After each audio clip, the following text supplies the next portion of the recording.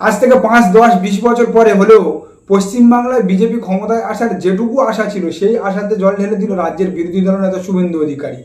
আজ বিজেপির কর্মসমিতির বৈঠকে শুভেন্দু অধিকারী স্পষ্ট ও পরিষ্কার জানিয়ে দিল যে আর সবকা সাথ সবকা বিকাশ নয়, অর্থাৎ সরাসরি নরেন্দ্র মোদীর যে সবকা সাথ সবকা বিকাশ প্রকল্প সেই প্রকল্পের চ্যালেঞ্জ ছুড়ে দিল পশ্চিমবাংলার বুকে এবং তিনি পরিষ্কার জানালেন যে no need to minority cell, অর্থাৎ বিজেপির যে সংখ্যালঘু মোর্চা আছে সেই সংখ্যালঘু মোর্চার আর কোনো প্রয়োজনীয়তা নেই। আগামী দিনে শুভেন্দু অধিকারীর এই বক্তব্যের ফলে পশ্চিমবাংলার যে কিছু অল্প সংখ্যক মুসলিম ভোট বিজেপির দিকে যাচ্ছিল বা বিজেপি মুখী হয়েছিল, যেটা তৃণমূলের অত্যাচারে বলুন বা সিপিএমের উপর ভরসা উঠে যাওয়ার কারণে বলুন বা কংগ্রেসের প্রতি তাদের অনীহার কারণে বলুন, যেটুকু মুসলিম ভোট বিজেপির দিকে যাচ্ছিল তা কিন্তু আগামী দিনে সরাসরি মুখ ঘোরাবে বিজেপির থেকে। শুভেন্দু অধিকারীর এই বক্তব্যের ফলে পশ্চিমবঙ্গ বিজেপির মধ্যে একটা আড়াআড়ি বিভাজন দেখা দিয়েছে যে শুভেন্দু অধিকারী কি তাহলে আখেরে তৃণমূল কংগ্রেসের লাভ করানো বা তৃণমূল কংগ্রেসের সুবিধা করে দেওয়ার জন্য এই কথাটা বলেছে। লোকসভা নির্বাচনের বিপর্যয়ের পর থেকে শুভেন্দু অধিকারীর বিরুদ্ধে খোদ বিজেপির অন্দরে কিন্তু একাধিক প্রশ্ন দানা বেঁধেছিল, একাধিক বিরোধিতার সুর চড়েছিল। সেখানে অনেকে বলেছিল শুভেন্দু অধিকারী বাস্তবঘুঘু, কেউ বলেছিল কাটিবাজ, কেউ বলেছিল আখেরে তৃণমূল কংগ্রেসের সুবিধা করছে যেমন করেছিল মুকুল রায়। অনেকে বলছে শুভেন্দু অধিকারী তৃণমূল কংগ্রেসের কিন্তু গুপ্তচর, যে বিজেপিতে এসে বিজেপিটাকে সর্বনাশ বা শেষ করে দিচ্ছে। আর সেই জল্পনাতে একেবারে সরাসরি ঘি ঢাললো খোদ শুভেন্দু অধিকারী আজকের বিজেপির কর্মসমিতির বৈঠকে তার রাখা বক্তব্যের মধ্যে দিয়ে।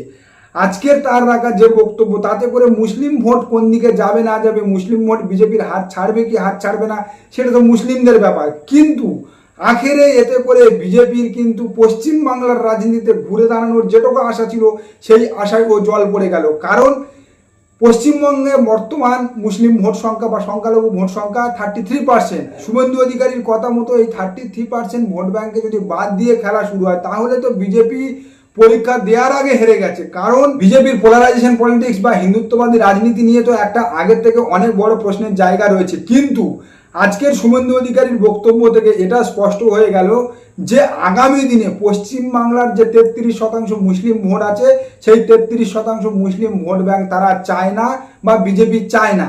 বাকি তাহলে যে 67% হিন্দু ভোট ব্যাংক পড়ে রয়েছে, সেখানে কংগ্রেসের ভোট ব্যাংক আছে, সিপিআইএমের ভোট ব্যাংক আছে, তাহলে ওই 52% ভোট ব্যাংকের উপরে বা 52% ভোটের উপরে ভরসা করে নির্বাচনী প্রতিদ্বন্দ্বিতা করে সেই পুরোপুরি 52% ভোট ব্যাংক নিজেদের দিকে আনা পশ্চিমবঙ্গে কেন ভারতবর্ষের কোনো রাজনৈতিক দলের পক্ষে বিগত দিনে সম্ভব হয়নি, আগামী দিনেও সেই মিরাক্কেল হবে না। শুভেন্দু অধিকারীর এই মুসলিম বিরোধী বক্তব্য বা মুসলিম ভোট তারা চায় না, মুসলিমদের উন্নয়ন তারা করতে চায় না, এই বক্তব্যের ফলে কিন্তু পশ্চিমবঙ্গ বিজেপির অন্তত নির্বাচনী কফিনের শেষ পেরেকটা পোঁতা হয়ে গেল।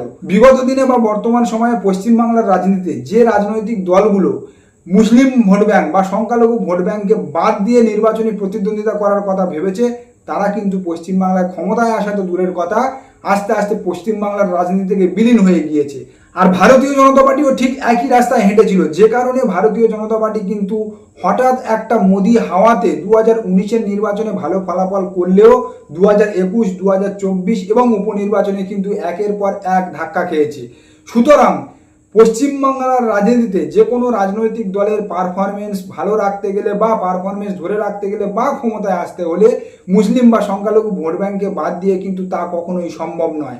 এবং শুভেন্দু অধিকারী যেভাবে নিজের দায় কাঁধ থেকে ঝেড়ে ফেলেছে যে আমি কেবল দলের বিরোধী দলনেতা, প্রচারক, আমি দলের সংগঠক নয়, তাতে করে কিন্তু দলের অন্দরে আবার সেই প্রশ্নটা দেখা দিচ্ছে শুভেন্দু অধিকারী কি কেবল লাভের গুড় খেতে এসছে, যেটা করতে চেয়েছিল তৃণমূল কংগ্রেসে থাকাকালীন। অর্থাৎ অন্দর বাহির দুদিক থেকে বর্তমানে কাঁথির মেজ পোকা কিন্তু বেশ বিপদে পড়েছে। এমনিতে আরএসএস স্পষ্ট জানিয়ে দিয়েছে যে পশ্চিমবাংলার রাজনীতিতে অন্তত কোনো দলবদলু নেতাকে সামনের সারিতে আর রাখা হবে না বা সামনের সারিতে জায়গা দেওয়া হবে না। আর শুভেন্দু অধিকারীর এই বক্তব্যের ফলে যা দাঁড়িয়ে গেল, আগামী দিনে শুভেন্দু অধিকারী কিন্তু ভারতীয় জনতা পার্টি ওই ফ্রন্ট ফুটে আর থাকছে না। শুভেন্দু অধিকারীকে ব্যাটিং করতে হবে সেই 2 নম্বর বা 3 নম্বর স্টেজে থেকে, অর্থাৎ সামনের স্টেজ থেকে তাকে মোটামুটি হটানোর কাজ আজকের পর বঙ্গ বিজেপি এবং কেন্দ্রীয় বিজেপি শুরু করে দেবে। শুভেন্দু অধিকারী যে লালসায় বা যে লোভে তৃণমূল কংগ্রেস ছেড়েছিল মুখ্যমন্ত্রিত্বের লোভে, আর আজকে শুভেন্দু অধিকারী রাখা এই বক্তব্যের পর আগামী দিনে পশ্চিমবাংলার ভারতীয় জনতা পার্টির মুখ্যমন্ত্রী তো দূরের কথা, ভারতীয় জনতা পার্টির প্রথম সারির নেতার জায়গা থেকে কিন্তু শুভেন্দু অধিকারীকে সরে যেতে হবে। অর্থাৎ ঘরে বাইরে দুদিকে তার পশ্চাতে পদাঘাত হতে চলেছে। একে তো শুভেন্দু অধিকারীর উপরে ভরসা করে 2024 লোকসভা নির্বাচনে ভরাডুবি হয়েছে বঙ্গ বিজেপি, তার উপর উপনির্বাচনে 4-4টে গোল খেয়েছে এবং আজকে তিনি সরাসরি কেন্দ্রীয় বিজেপিকে চ্যালেঞ্জ করে যে বক্তব্য রেখেছে তাতে করে এটা নিশ্চিত আগামী দিনে তার রাজনৈতিক কেরিয়ারের জবনিকা পতন হতে চলেছে। নমস্কার, সবাই ভালো থাকবেন। আজকের প্রতিবেদন এখানে শেষ করছি, দেখা হচ্ছে আগামী কোনো প্রতিবেদনে। আর আমাদের প্রতিবেদন কেমন লাগছে অবশ্যই আপনারা জানাতে পারেন আমাদের কমেন্ট সেকশনে আপনাদের মূল্যবান মতামত রেখে।